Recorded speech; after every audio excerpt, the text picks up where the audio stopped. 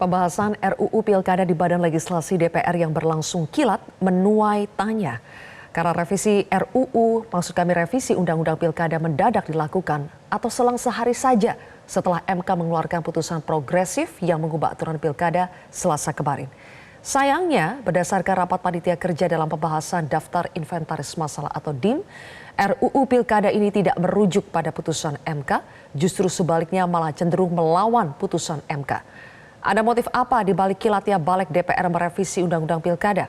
Kami akan membahasnya bersama dengan juru bicara PDI Perjuangan, Aryo Seno Bagaskoro, mantan Ketua KPU Ilham Saputra, dan dua pakar hukum tata negara Ferry Amsari dan Andi Asrun. Selamat malam, Mas Seno, Pak Ilham, Uda Ferry dan juga Pak Andi. Malam Mbak Sylvia. Baik, terima kasih sudah di Prime Time News. Udah Ferry, Balek kan mulanya hanya ingin merevisi Undang-Undang Pilkada di luar katanya putusan yang dibacakan MK kemarin, yakni putusan 60-70, tapi ternyata hari ini Balek DPR justru membahas dua putusan itu dan mengamputasi putusan MK. Benarkah Udah Ferry DPR melawan putusan MK yang sifatnya erga omnes dan semestinya mengikat semua? Ya tentu saja melawan ya, karena jelas di dalam putusan nomor 60 dan 70 mengenai syarat dan partai yang dapat mengajukan calon kepala daerah dan syarat usia calon kepala daerah. Semua diubah oleh DPR dan pemerintah. Perlu dipahami begini, bahwa konsepnya itu putusan MK yang mengubah undang-undang, bukan undang-undang yang mengubah putusan MK.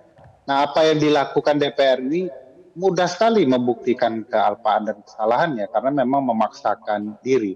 Misalnya contoh soal batas usia calon ya. DPR bersepakat untuk mematuhi putusan MK. DPR perlu satu, membaca Undang-Undang Pembentukan Peraturan Perundang-undangan, dua, baca Undang-Undang Mahkamah Konstitusi, terang dan jelas disampaikan di sana bahwa perubahan undang-undang atau perbaikan undang-undang, revisi undang-undang itu dilakukan untuk menyesuaikan putusan Mahkamah Konstitusi. Tidak pernah ada kata menyesuaikan putusan Mahkamah Agung.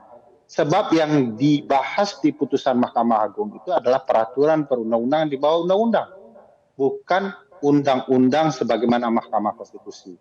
Jadi ini sebenarnya akal-akalan DPR karena memang permainan politik mereka, lanskap mereka terganggu dengan putusan MK yang sangat luar biasa memperbaiki keadaan ini. Misalnya contoh lagi, anggota DPR itu menentang tanpa kemudian mempertimbangkan perbuatan mereka sebelumnya. Dulu mereka mengatakan harus patuh putusan MK di dalam perubahan syarat usia calon presiden dan calon wakil presiden. Dan mereka tidak menyinggung bahwa ini adalah upaya untuk merongrong dewan dan segala macamnya. Nah, bagaimana hari ini? Karena situasinya berbeda, kepentingan politiknya berbeda.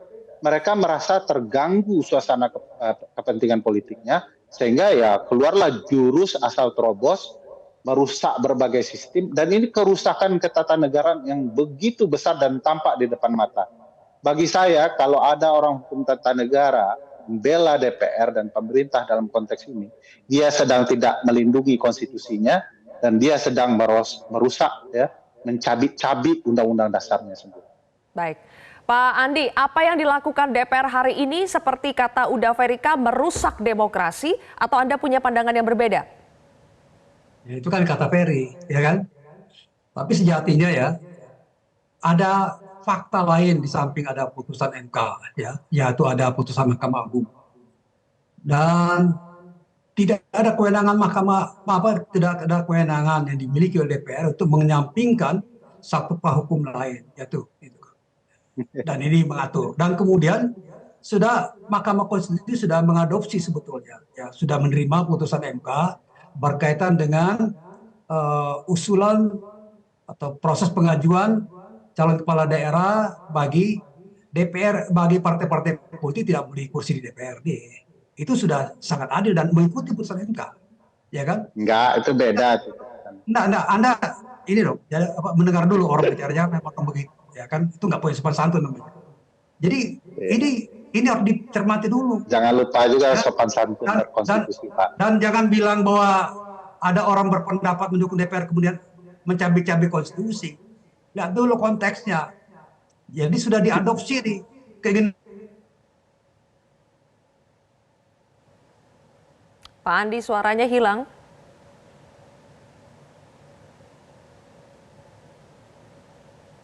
Baik, sepertinya kami mengalami gangguan komunikasi dengan Pak Andi. Nanti kembali lagi ya ke Pak Andi. Mas Saya Seno. boleh merespon nggak, Mbak Zelvia? Oke, Ini belum selesai mau direspon. Uda Ferry nanti dulu ya supaya adil. Sudah nyambung kembali dengan Pak Andi? Gimana jelas suara saya? Oke, lanjut Suara saya jelas sedikit. nggak? Ayo. Oke, jadi DPR ini mengadopsi putusan MK, ya kan? Mengadopsi putusan MK membolehkan partai-partai politik yang tidak punya kursi DPRD boleh maju ke pasangan calon. Ini sebuah kemajuan, ya kan? Perlindungan hak politik dan itu dibenarkan oleh MK. Di sisi lain ada masalah lain, yaitu persoalan batas usia yang diputuskan oleh Mahkamah Agung. Ini satu fakta. Kalau DPR misalnya tunduk juga pada putusan Mahkamah Agung, tidak bisa dikatakan mencabik-cabik konstitusi.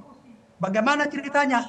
Dan ingat loh, tahun 2009, pemilu 2009, saya adalah lawyer yang mengajukan permohonan pengujian PKPU ke Mahkamah Agung yang berkaitan dengan proses pengisian kursi, dan itu diadopsi, dipakai oleh KPU itu. Sedangkan putusan MK tidak dipakai. Ini kan bukan sesuatu yang maksud saya yang baru, memang sudah pernah terjadi.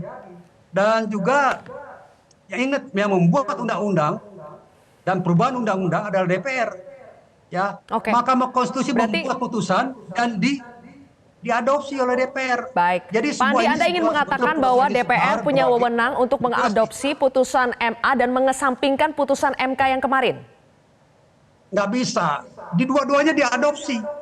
Salahnya di mana? Dua Oke. putusan pengadilan tertinggi Mau diadopsi adopsi yang mana oleh itu MK. kewenangan DPR, begitu ya Pak Andi ya? Oke, ditahan dulu sampai di situ, Ya. sudah dapat Yang ini- argumennya. yang ini yang Direspon namanya lagi yang oleh Uda partai Ferry. politik non parlemen Ya. itu diterima oleh DPR. Ya kan saya kira itu benar, itu nggak ada yang salah itu. Oke, Ya, baik. nggak ada yang Sampai salah. situ dulu, Pak Andi. Direspon silakan Uda Ferry.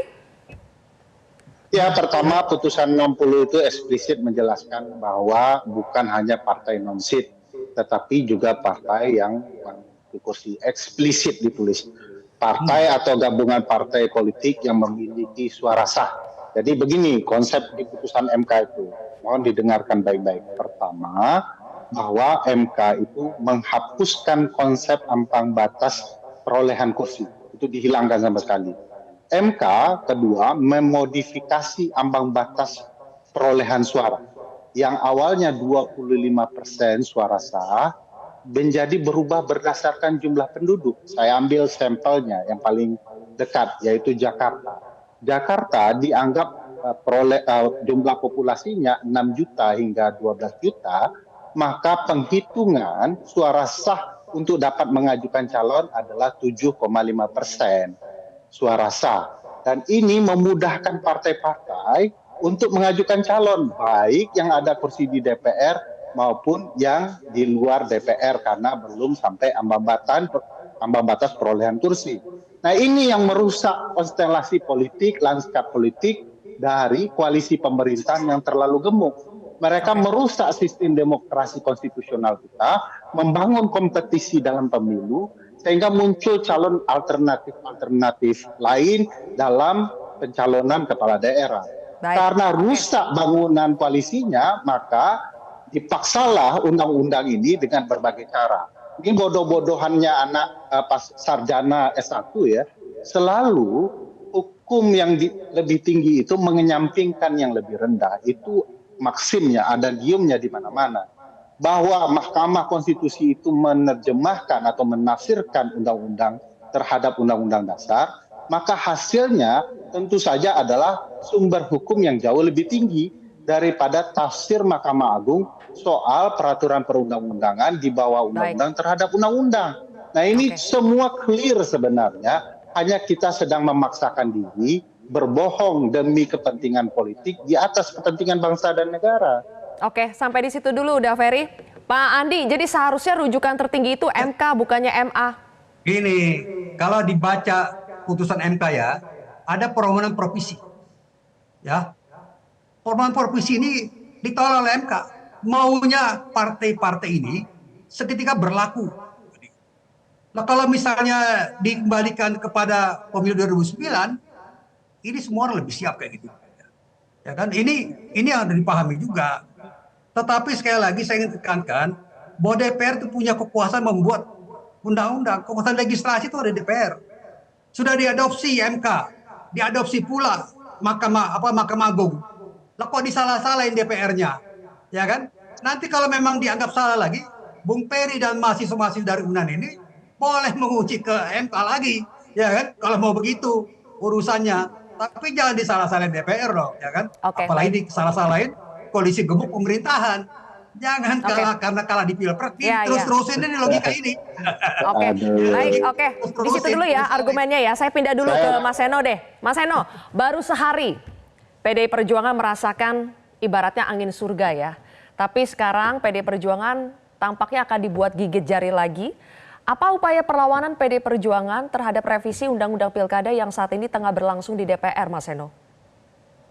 Ya sebenarnya yang gigit jari bukan hanya kami. Kalau saya buka medsos hari ini, itu hampir semua kelompok elemen civil society, kelompok peduli demokrasi, kawan-kawan mahasiswa, itu membuat status yang sama tentang peringatan darurat. Artinya ada sesuatu something wrong di DPR dan semua orang melihat ini dengan mata yang sangat jelas.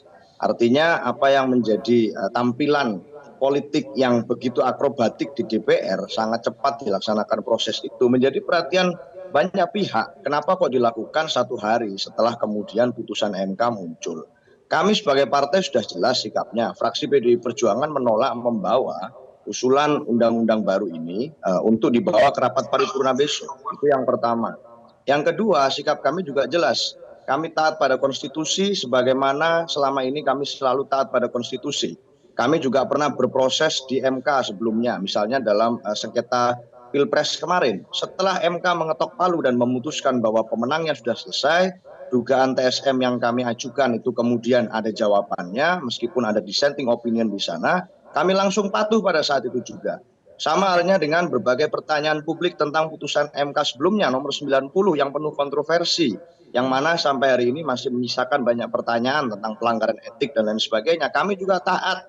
Kami mengikuti proses Pilpres yang mengikut sertakan peserta pemilu yang mendapat manfaat dari putusan MK tersebut. Jadi dalam putusan MK yang kali ini harapan kami semua taat pada konstitusi bahwa MK adalah sifatnya final and binding. Kalau mengingat pernyataan dari Pak Mahfud MD misalnya sebagai Ketua Mahkamah Konstitusi di masa lalu, beliau menyampaikan dengan clear kepada rakyat bahwa yang diputus di dalam Mahkamah Agung terkait batas usia itu adalah berkaitan dengan PKPU. Sedangkan yang dibahas di dalam putusan MK ini adalah berkaitan dengan undang-undang pemilu. Antara undang-undang pemilu dan PKPU tentu hierarki hukumnya berbeda. Oleh karena itu kami memutuskan untuk taat pada keputusan Mahkamah Konstitusi.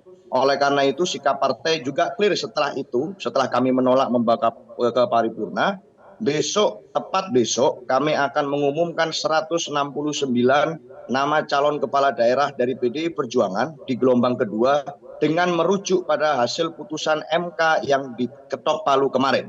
Artinya kami taat pada putusan MK yang final and binding dan kami berharap KPU berani untuk membuat PKPU yang konstitusional dan bukannya malah melawan konstitusi. Saya rasa itu, Mbak Sylvia. Oke, sekarang udah ada mantan KPU-nya Pak Ilham di sini. Pak Ilham, kemarin MK sudah menyatakan putusan 60 dan 70 harus segera diberlakukan oleh penyelenggara pemilu ya. Masih perlu menunggu revisi Undang-Undang Pilkada tidak KPU-nya? Saya kira tidak ya, artinya KPU harus segera mengambil tindakan untuk melakukan revisi PKPU terkait dengan pencalonan dan juga terkait dengan jumlah partai politik yang bisa mencalonkan. Nah ini tentu menjadi sangat penting karena waktunya sudah sebentar lagi dan tidak perlu menunggu apapun karena putusan MK ini yang kemudian digunakan oleh KPU dalam rangka melakukan revisi PKPU.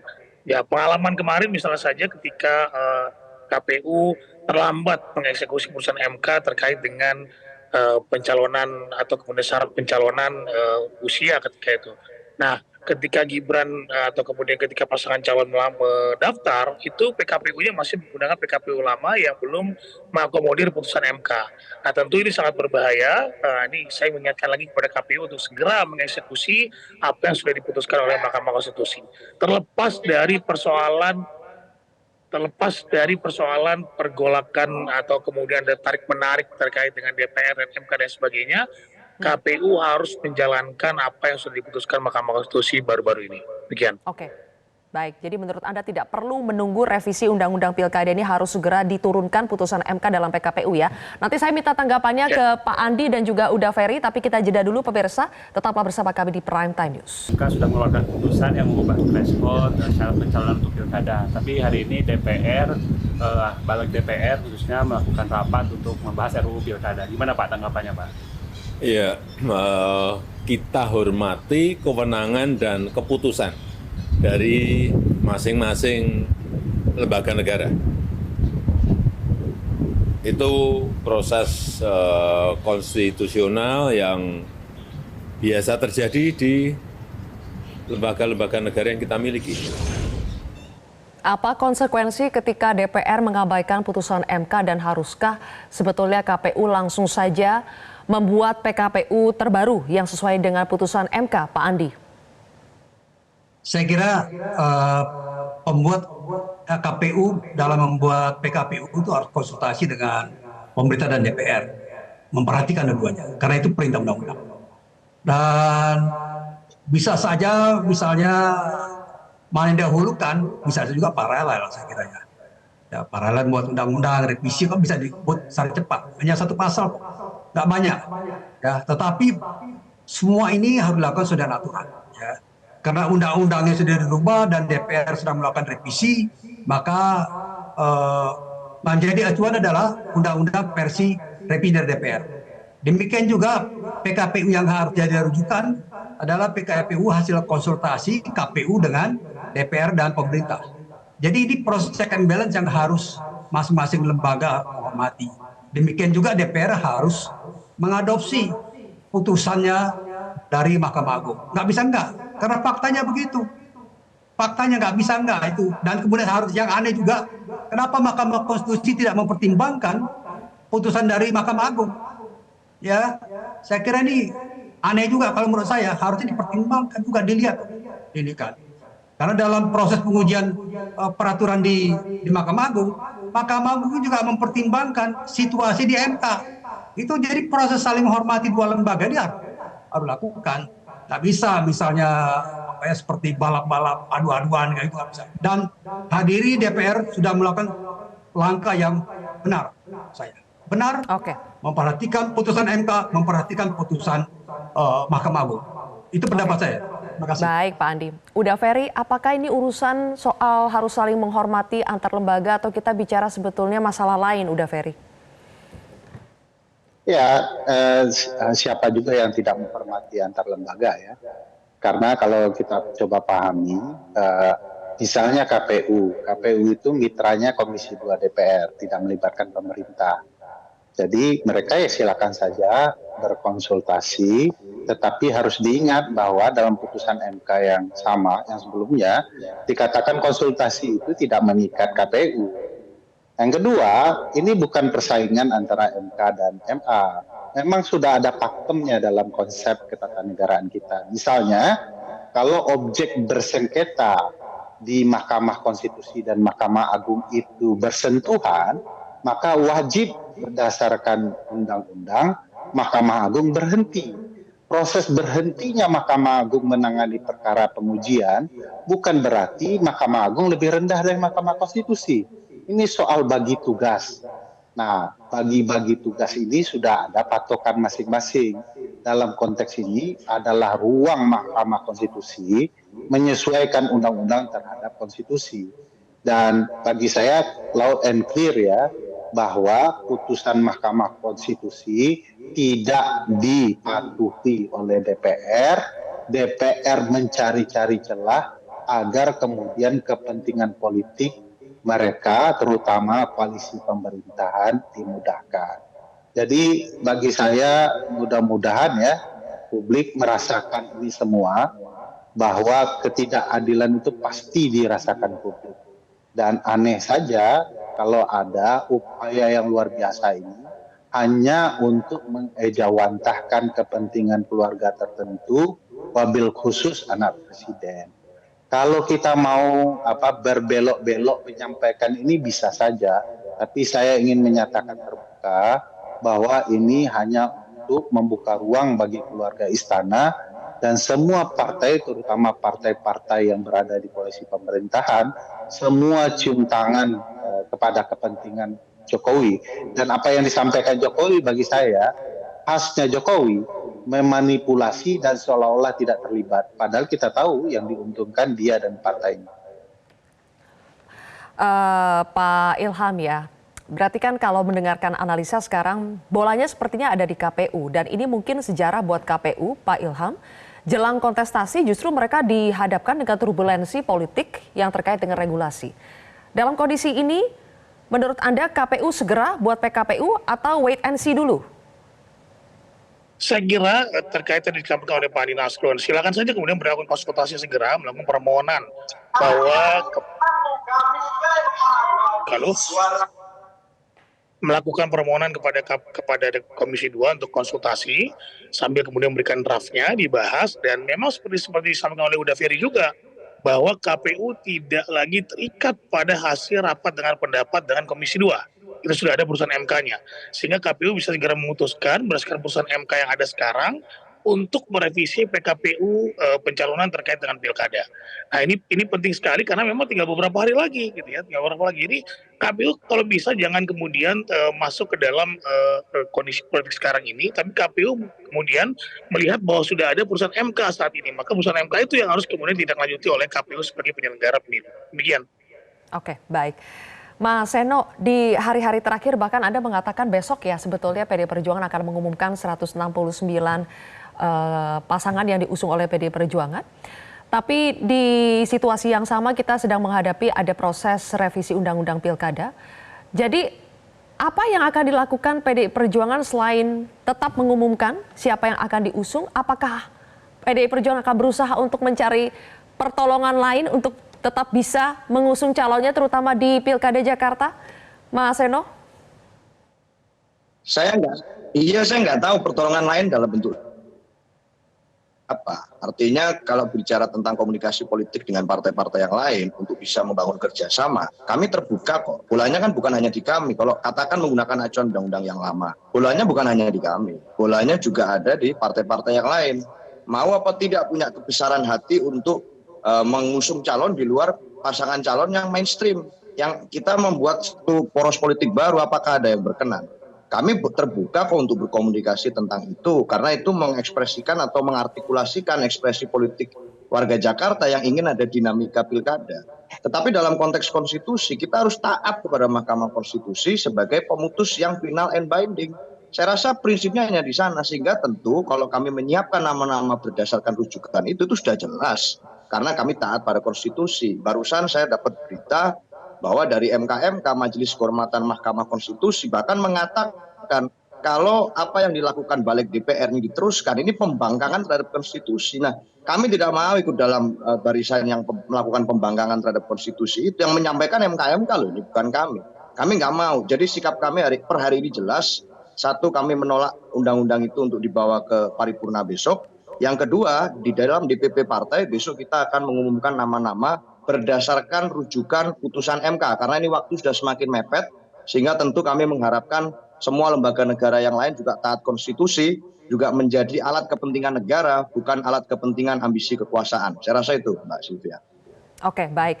Pak Ilham, terakhir kalau melihat bagaimana besok PDI Perjuangan akan tetap mengumumkan pasangan-pasangan yang akan mereka usung berdasarkan rujukan MK, apakah itu semakin membuat KPU ya terutama tidak bisa berlama-lama lagi untuk membuat PKPU yang baru?